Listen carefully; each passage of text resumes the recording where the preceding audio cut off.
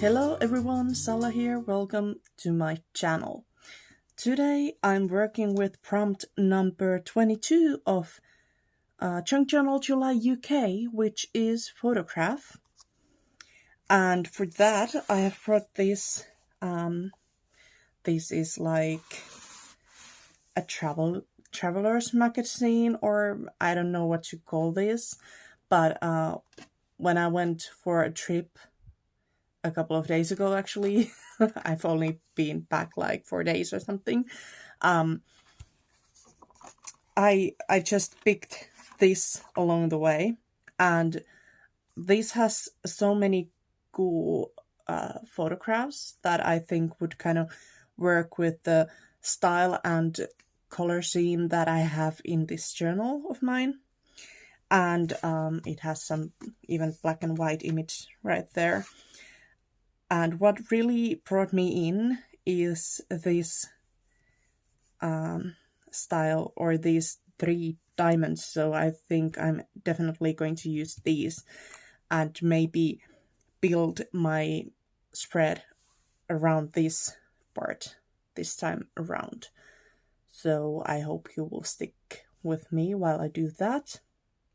Once again, welcome. I'm glad you decided to join me today, and now let's get crafting. I started simply by cutting off the pieces that I wanted to use. I first usually always fussy cut or rough cut around it before I go and really precisely cut it. It was a bit long for my page, but that doesn't really matter because I didn't really like the middle image there was. I at first I thought I would use it, but then I realized that it would be almost completely hidden if I would have done what I originally planned to do, which was uh, cutting apart that bottom image and then gluing it on top of the middle one a little bit. But instead, I decided to take another picture from the same magazine and use that instead. I started placing the images on my page, trying to figure out how I wanted to place them.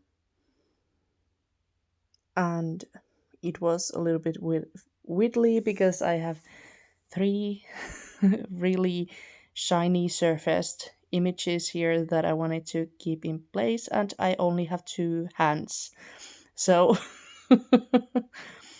and I didn't want to glue them in place yet because I wanted to back them up with an additional piece of paper first so that I could use them as a pocket. But for now, I'm just gluing them to each other to keep the placement and so on. There we go. Today's crafting session for this video and the next one was for some reason extremely messy. I just kept on making a mess. Some days are just like that, I guess. Here I'm spreading glue all over my piece, and I'm just using a scrap piece of paper, the regular printing paper that I usually use, a little bit thicker than the regular office printer paper, but still regular printer paper in a way. um, there we go. And once I was done with gluing, I had to do some patchwork, I guess, because there were some pieces still showing. My scrap piece wasn't quite big enough, but there are ways to go around that, as you can see here. And yes, once my little piece was fully packed and firm, I just cut it out. And here is what my piece looks like. Then I spread some glue on 3 sides. There is that triangle that doesn't have any coverage, but I don't really mind. It's possible that something I put in that pocket would show there, but that's also fine. I decided to take my first signature out of the journal because it was so bulky that it was quite hard to work on that first page already. So why not make things easier for myself if I can, right?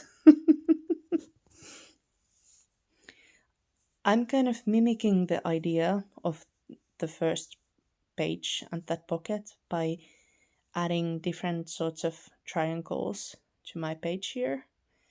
I wasn't too fussy about where I put things or if I kept the same placement that I had planned at first. I simply put them somewhere, more or less. This is, I think, a great way to use up some scraps. You could do this with just regular scraps as well. And it's just a one fun way to add something, some interest to that background. That's what I'm trying to say. Here we go. And then the last one. I had some corners still loose, kind of, so I decided to re-glue them, and after that I cut away all the excess that I had hanging off the page at few spots. Then I took another photo from the same tourist magazine that I'm using here, and I cut a piece of it to use for my page. But I also used the backside for those smaller strips that I'm going to lay behind and in front of my photo here. Because I just love layers. And there's the last one.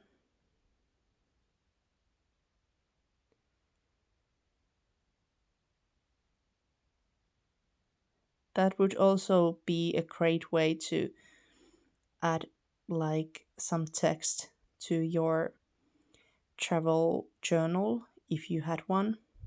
Like maybe if you took this photo yourself and you would like to add a little caption, you could use it that way, kind of like a headline. I was really struggling with trying to decide where I wanted to put that prompt this time around, but I just put it there. It doesn't really matter. Then I trimmed off the excess, and then I needed a pocket filler, so I took that piece of junk mail.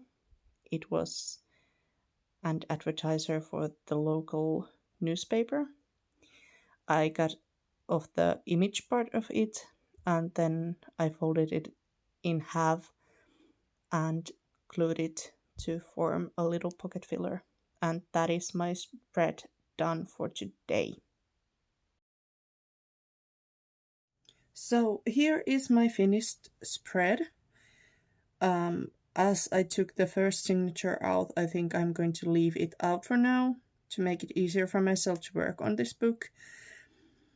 This spread is a whole lot different than anything other that I've done in this journal so far.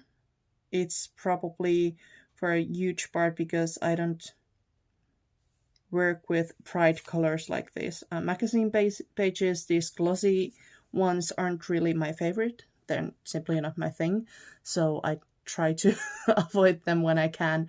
But for me, this was just a perfect way to make sense of this prompt, although I could have used like vintage photos, whatnots, but I wanted to do something different. I brought in a lot more blue than I first thought I would, so that is also something that makes this stand out a little bit. But that's fine. Not everything has to be super cohesive and work together seamlessly and perfectly. It's okay to try and do different things even in one journal. And so that's just a small kind of flip card that I made. And I like that this says be active, and like then there's a woman canoeing, and this presents Finnish nature quite well, I think. So I like it still. Not my favorite, but I like it in a way. Thanks for joining me today once again, and I hope I will see you tomorrow. Bye for now.